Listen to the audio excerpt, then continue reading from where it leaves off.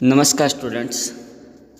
कक्षा 9 विषय हिंदी गद्य है दाज्यो भाग 2। स्टूडेंट्स, इस कहानी के भाग 1 में हमने देखा था कि इस कहानी के दो पात्र जगदीश बाबू और मदन दोनों पहाड़ी क्षेत्र के हैं। दोनों अपने रोजगार के लिए एक शहर में आए हैं।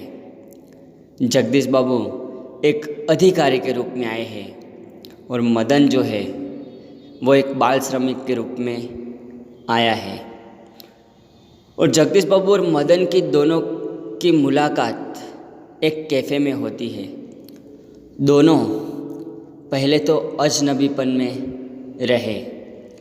उन दोनों को लग रहा था कि शहर में, ये नया शहर है, उसमें अपना कोई नहीं है। लेकिन बाद में जब परिचय होने के बाद उन दोनों को, खास करके जगदीश बाबू को ऐसा लगा कि नहीं, पूरा शहर, ये कैफ़े, सब कुछ अपना अपना लग रहा है। इन दोनों के बीच अच्छा सा एक नाता जुड़ गया था और मदन को भी ऐसा लग रहा था कि मुझे मेरे बड़े भैया यानी दाजू मिल गए हैं। और हमने देखा था कि जब ये बड़े भैया यानी दाजू की बहुत अच्छी तरह से खातिरदारी कर रहा था, लेकिन ये दाजू शब्द ये जगदीश बाबू को पसंद नहीं आया और एक दिन उसको डांट दिया कि तुम्हें किसी की प्रेस्टीज नहीं है, तुम्हें किसी के स्थान, पद अर्थात किसी की इज्जत नहीं है। आपको यानी मदन को इस तरह से डांटा था कि तुम्हें किसी की प्रतिष्ठा क्या है वो भी मालूम नहीं है। ऐसा बोलकर बता दिया था कि तुम्हें किसी की प्रेस्टीज क्या ख्याल नहीं है। और तभी मदन को ऐसा मन में एक धक्का लगा, बहुत ही गहरी चोट लगी मन में, बहुत दुख हुआ और उसने निर्णय कर लिया कि आज के बाद वो कभी भी ये जगदीश बाबू को दाजू शब्द से संबोधित नहीं करेगा। पहले तो उनका रिश्ता जो था वो अच्छा था, लेकिन अब इन दोनों के रिश्ते में एक नया मोड़ आता है। आइए शुरू करते हैं कहानी भाग 2। और 2-4 दिनों में मदन और जगदीश बाबू के बीच की अजनबीपन की जो खाई थी वो दूर हो गई। पहले तो दोनों, मदन और जगदीश बाबू दोनों अपने आप को अकेला अकेला महसूस कर रहे थे। तो अजनबीपन, उसकी जो खाई आती है बड़ी गहरी, अजनबी की जैसे खाई, यानी अपना कोई नहीं ऐसा सोच रहे थे। लेकिन अब एक दूसरों को, जगदीश बाबू को और मदन दोनों को अब लग रहा है नहीं, इस शहर में, इस गांव में हमारा भी कोई है। टेबल पर बैठते ही मदन का स्वर सुनाई देता, दाजू जय हिंद, यानी दाजू बड़े भैया जय हिंद। यहाँ पर जो जय हिंद जो शब्द है वो ऐसे कुछ पहाड़ी क्षेत्र के शब्द का यहाँ पर वर्णन किया है। फिर बार बार वो इस जगदीश बाबू को दाजू शब्दों से संबोधित करता है। दाजू, आज तो ठंड बहुत है। दाजू, क्या यहाँ भी व्यू यानी हिम पड़ेगा? यू यानी हिम, जब बर्फ़ के गोले पड़ते हैं, जो पहाड़ी क्षेत्र है अल्मोड़ा और उत्तरांचल जैसे क्षेत्र में, तो वहाँ पर तो जो हिम गिरता है, तो बताता है दाजू, क्या यहाँ पर भी यू पड़ेगा? फिर बार बार दाजू शब्द का प्रयोग कर रहा है। दाजू, आपने तो कल बहुत थोड़ा खाना खाया। तभी किसी और से बॉय की आवाज़ पड़ती और मदन इसी आवाज़ की प्रतिध्वनि में पहुंचने से पहले वहां पहुंच जाता है और ऑर्डर लेकर फिर जाते जाते जगदीश बाबू से पूछता है, दाजू और कोई चीज़? तो जगदीश बाबू बताते हैं, हाँ पानी ले आओ। वो लाया दाजू शब्द को इतनी आतुरता और लगन से दोहराता जिसकी आतुरता से बहुत दिनों के बाद मिलने पर भी माँ को अपने बेटे को चूमती है। तो यहाँ पर कहने का अर्थ क्या था कि इनको अब बड़े भैया जैसे एक इंसान मिल गया है, मदन को बड़े भैया जैसे दाजू के रूप में जगदीश बाबू मिल गए हैं। तो बार बार उनके ऊपर ज़्यादा ध्यान देता है और उनसे बातें भी करने लगता है, उनको जय हिंद कहता है और अपने गांव खेड़े की सभी बातें भी करता है। और जो भी चीज़ है तो उनका ज़्यादा ध्यान देते हैं। दाजू आपके लिए क्या लाओ, आपने बहुत कम खाया, और फिर पानी लाओ तो लाया दाजू, ऐसे शब्द के साथ ही वो पानी वगैरह चाय वगैरह हाजिर कर देता था। और आतुरता थी उससे जगदीश बाबू के रूप में कुछ अपनापन लग रहा था। कोई ऑर्डर भी देता तो उसी ऑर्डर को पूरा करने के बाद वापस वो दाजू के पास यानी जगदीश बाबू के पास आकर बैठ जाता। और बताते हैं यहाँ पर कि जैसे बहुत दिनों के बाद माँ अपने बेटे को देखती है और चूमती है, इसी तरह मदन को भी ऐसा महसूस हो रहा है कि अपने माँ और अपने घर वालों के जैसे एक जगदीश बाबू मिल गया हो। तो स्टूडेंट्स, यहाँ पर तो ये नए शहर में दोनों अकेले थे, मदन और जगदीश बाबू।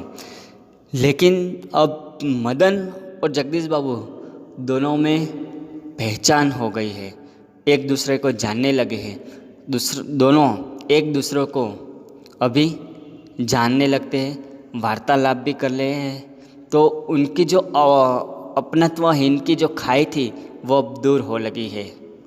अब जो पराया लग रहा था सब, लेकिन अब अपना अपना लग रहा है। लेकिन यहाँ पर जब संबंध बन जाते हैं तो वहाँ पर एक मोड़ आता है। कैसा मोड़ आता है, आइए देखते हैं। कुछ दिनों के बाद जगदीश बाबू का एकांकीपन दूर हो गया। पहले तो जगदीश बाबू अपने आप को अकेला महसूस करते थे, लेकिन अब अकेलापन महसूस नहीं कर रहे।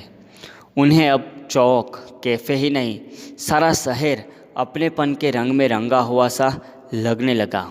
परंतु अब उन्हें यह बार बार दाजू कहलाना अच्छा नहीं लगता।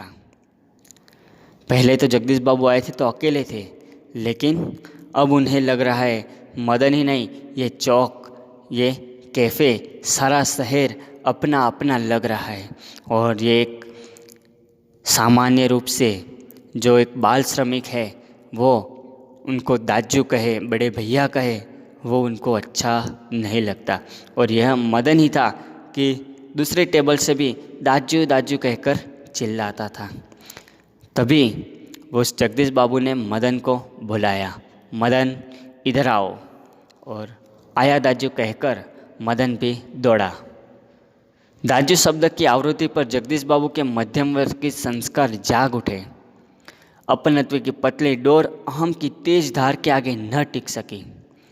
यानी कहने का अर्थ क्या है कि दाजू शब्द की आवृत्ति पर जैसा ही ये मदन ने कहा कि आया दाजू, तो ये जैसे दाजू शब्द का प्रयोग किया तो अब जगदीश बाबू के मध्यम वर्ग के संस्कार जाग उठे। ये जगदीश बाबू जो थे अच्छे घर के थे, वो एक अधिकारी के रूप में आए हैं और जगदीश बाबू को अब थोड़ा अभिमान आ गया है, घमंड आ गया है, उनके मध्यम वर्गीय संस्कार जाग उठे। इसका कहने का अर्थ है उनमें कुछ घमंड जैसा अनुभूति होने लगी है।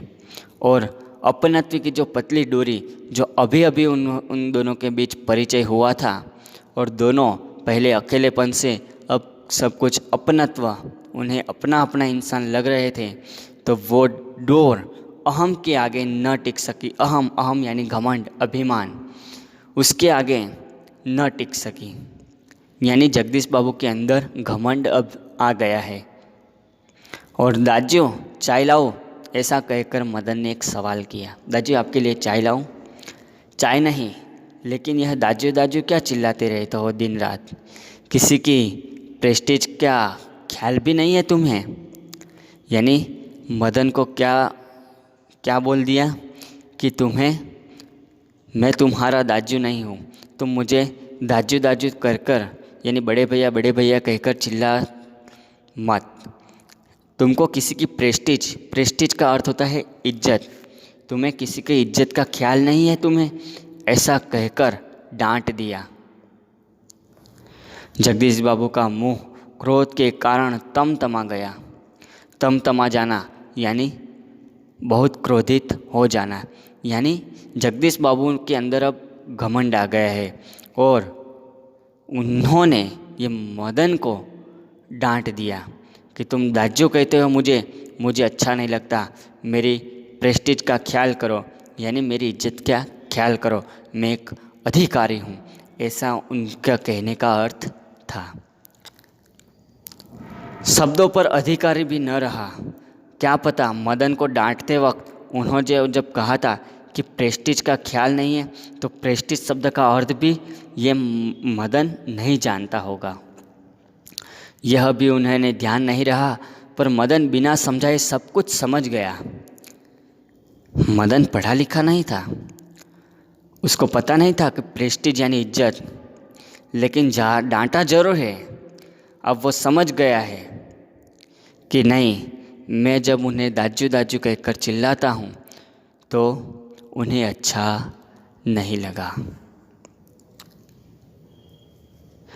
मदन को जगदीश बाबू के व्यवहार से गहरी चोट लगी, यानी अब मदन को बुरा लगा।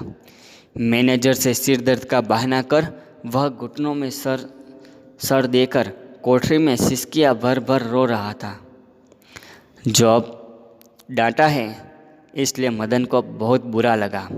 जिस कैफ़े में वो काम कर रहा है, इसी मैनेजर से वो छुट्टी लेता है कि सिर दर्द है, ऐसा बहाना बनाकर अब छुट्टी ले लेता है। और वो जिस कोठरी में रहता है अपने घर पर, वहाँ पर सिसकी भर भर रो रहा है, यानी ज़्यादा वो रोने लगा। उसको बहुत गहरी चोट लगी है, उसे बहुत बुरा लगा है। घर गांव से दूर ऐसी परिस्थिति में मदन का जगदीश बाबू के प्रति आत्मीयता प्रदर्शन स्वाभाविक ही था। हालांकि मदन जो है वो अपने गांव शहर दूर से आया है, अपने माता पिता भाई बहन सभी को छोड़कर आया है, इसलिए वो जगदीश बाबू को दाजू दाजू यानी बड़े भैया कहना वो एक स्वाभाविक था। वो तो एक बाल श्रमिक है। इसी कारण आज प्रवासी जीवन में पहली बार उसे लगा जैसे किसी ने उसे ईजा की गोद से और बाबा की बाहों से और दीदी के आंचल की छाया से बलपूर्वक खींच लिया हो। यानी मदन को कैसा बुरा लगा, जैसे कोई माँ अपने बेटे को अपनी गोद से उतार दे, यानी ईजा की गोद से उतार दे तो बच्चे को कैसा बुरा लगेगा। बाबा की बाहों से यानी पिता के प्यार से कोई पिता अपने बच्चे को निकाल दे तो कितना बुरा लगेगा। दीदी अपने आंचल की छाया से निकाल दे तो कितना बुरा लगेगा। ऐसा बुरा आज मदन को लगा, क्योंकि जगदीश बाबू ने अब उन्हें उस मदन को डांटा है कि तुम्हें किसी की प्रेस्टीज नहीं है।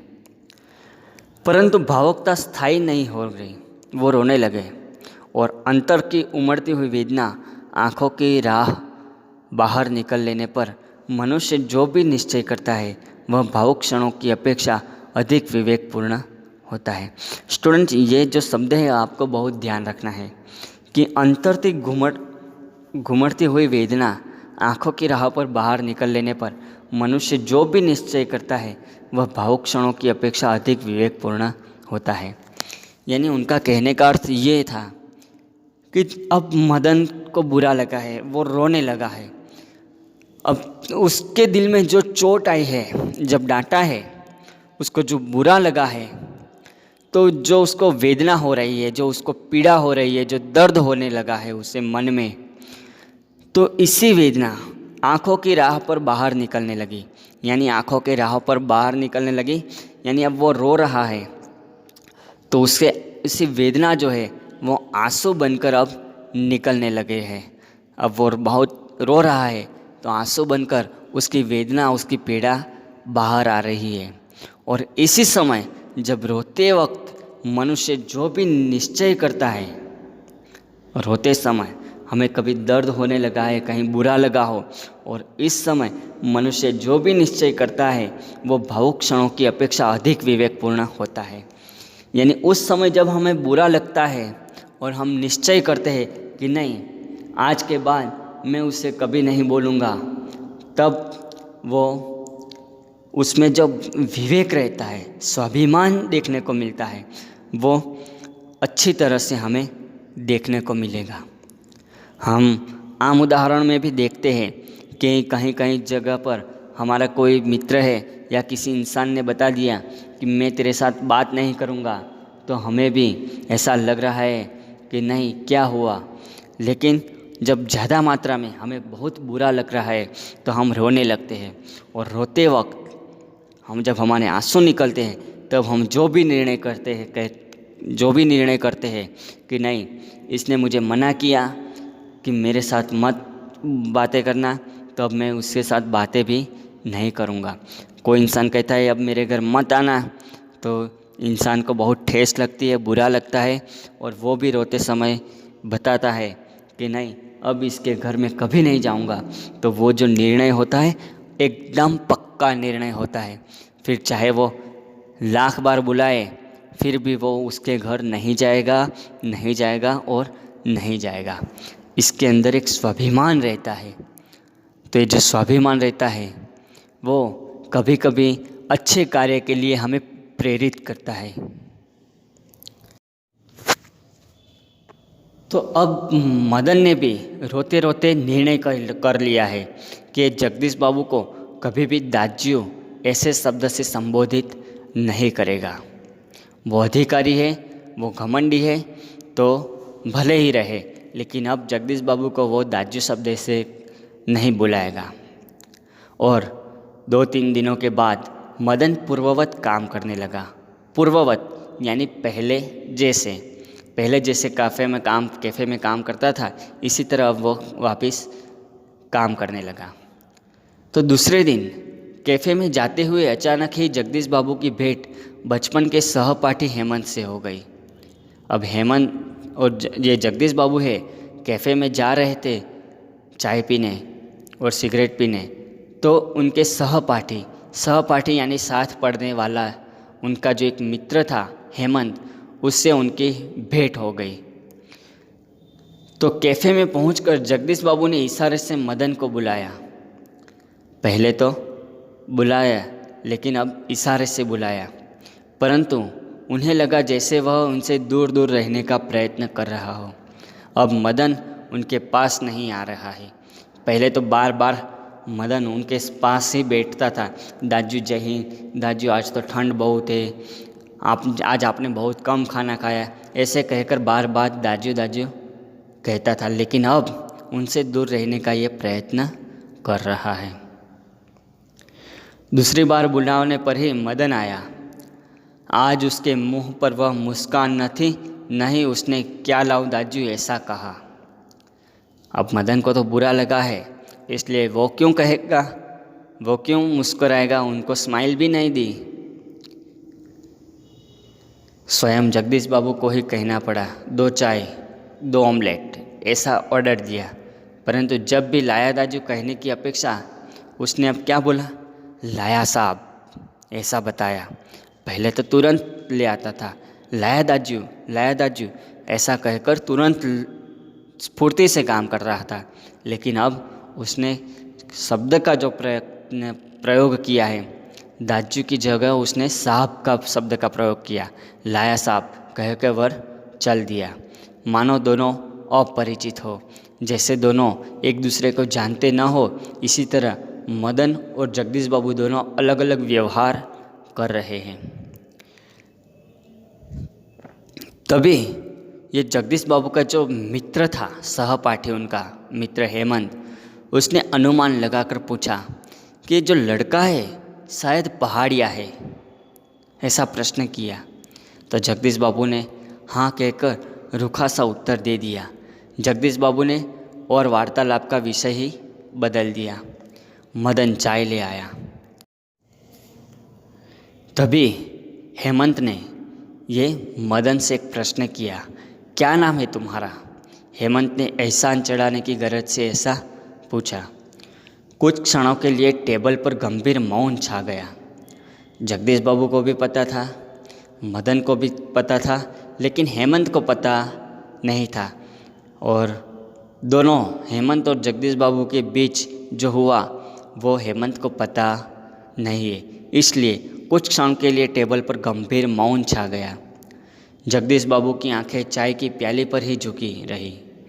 मदन की आंखों के सामने विगत स्मृतियाँ घूमने लगी। कौन सी विगत स्मृतियाँ? यानी एक के बाद एक। जब जगदीश बाबू ने भी पहले ऐसा ही पूछा था, तुम्हारा नाम क्या है, तुम किस पहाड़ी क्षेत्र का हो, तब बताया था मदन ने कि डोंटियाल को। तब बताते हैं, पहले तो बताया था कि मैं अल्मोड़ा पहाड़ी क्षेत्र का हूँ, फिर बताया कि अल्मोड़ा में भी कोई तो गांव होगा, फिर बाद में बताया था कि ये डोंटियाल को, और डोंटियाल को के बाद फिर हर रोज़ दाजू दाजू कहकर बुलाना और वापस उनसे संबंध काट देना। ऐसे जो सब कुछ अब उनको याद आने लगा है। तो जगदीश बाबू का एक दिन ऐसे ही नाम पूछना, फिर दाजू आपने तो कल थोड़ा ही खाना खाया, और एक दिन किसी की प्रेस्टीज का ख्याल नहीं है, ऐसा कहकर डांटना। इसलिए अब मदन समझ गया है कि मैं भी उनको अपना नाम हेमंत को न बताऊं, क्योंकि वो भी अभी पूछेगा तुम्हारा नाम क्या है, फिर मैं बता दूंगा तो बताते हैं किस पहाड़ी क्षेत्र को। ऐसे कहते कहते फिर वापस वो भी मुझे डांटने लगेंगे। तो जगदीश बाबू ने आंखें उठाकर मदन की ओर देखा। उन्हें लगा जैसे वह अभी ज्वालामुखी सा फूट पड़ेगा। जिस तरह से ज्वालामुखी फटता है एक तरह, तो उसी तरह मदन भी अभी बोलने लगेगा कि मैं डोंटियाल गो का हूँ, अल्मोड़ा का हूँ, ऐसे ऐसे कर कर बार बार बातें करेगा। हेमंत ने अभी बहुत ही आग्रहपूर्वक कहा कि क्या नाम है तुम्हारा, बताओ। तब ये मदन जो है उसने कहा, बॉय कहते साहब मुझे। ये मदन ने अपना नाम मदन नहीं बताया, लेकिन क्या नाम बताया, जो ऑफिस ये जो कैफ़े में काम करता है उसी तरह एक बाल श्रमिक के रूप में अपने आप को बॉय कहते हैं साहब मुझे, ऐसा संक्षिप्त सा उत्तर देकर वह मुड़ गया। और आवेश में उसका चेहरा लाल होकर और भी अधिक सुंदर हो गया था। वो क्रोध था उसके मन में तो, कि जगदीश बाबू ने जो डांटा था वो क्रोध तो था ही, लेकिन जब आवेश में उसका चेहरा लाल हो गया तो ये तो छोटा बच्चा है, तो वो अभी बहुत सुंदर देखने को मिलता है। तो स्टूडेंट्स, यहाँ पर उसने, ये जो मदन है उसने अपना नाम क्यों नहीं बताया, क्यों बॉय कहा? क्योंकि अभी मदन ऐसा बता देता कि मेरा नाम मदन है तो वापस जानकारी वगैरह पहचान होती, और वो भी हेमंत भी जगदीश बाबू की तरह एक दिन डांटता कि तुम्हें किसी की प्रेस्टीज नहीं है। इसलिए अपने आप को जो है वो पेश किया। वो एक बाल श्रमिक है और अपने आप का नाम बॉय बताया। क्यों? क्योंकि वो भी अब एक स्वाभिमान के रूप में जो है सो है, और बॉय कहते हुए एक क्रोध से, एक स्वाभिमान से उसने अपने आप को बॉय बताया। और इसी क्रोध में, इसी आवेश में उसका चेहरा लाल हो गया और वो अधिक सुंदर देखने को मिला। तो स्टूडेंट्स, यहाँ पर कहने का अर्थ क्या है कि कोई भी इंसान है वो अपने आप को तो अकेला महसूस करता ही है, फिर भी जांच पहचान होती है तो फिर संबंध ज़्यादा गहरे हो जाते हैं। अपना अपना लग रहा है, लेकिन उसी अपनापत्व में किसी का अभिमान जाग जाता है तो वो संबंध जो है वो टूट जाता है और इंसान को बहुत कष्ट पहुंचता है, बहुत पीड़ा पहुंचती है। तो मैं आपको यही बात इस कहानी में बताने जा रहा हूं कि इंसान को कभी भी घमंड नहीं करना चाहिए। और हाँ, आप जो हो, लेकिन काम करते समय कभी कभी हमें, बहुत ज़्यादा मात्रा में नहीं, लेकिन आप कहीं थक गए हो, आपको कहीं निराशा प्राप्त हुई हो, तो उस समय आप निर्णय करते हो वो वो निर्णय आपको श्रेष्ठ होगा, वो आपका स्वाभिमान होगा। घमंड और स्वाभिमान दोनों में अंतर है, लेकिन ओवर कॉन्फिडेंस, खुद के ऊपर भी अति कॉन्फिडेंस, वो भी गलत बात है। हमें कोई कार्य करना हो तो हमें स्वाभिमान रखना चाहिए कि ये कार्य मैं कर सकता हूँ, लेकिन उसके लिए मेहनत करनी होगी। सिर्फ अपने आप पर अतिशय विश्वास रखना भी गलत बात है। इसलिए स्वाभिमान के साथ आप कुछ भी कार्य करिए, सफलता मिलेगी, मिलेगी और मिलेगी। तो यहाँ पर ये हमारी जो दाजू कहानी थी वो ख़त्म हुई। अस्तु।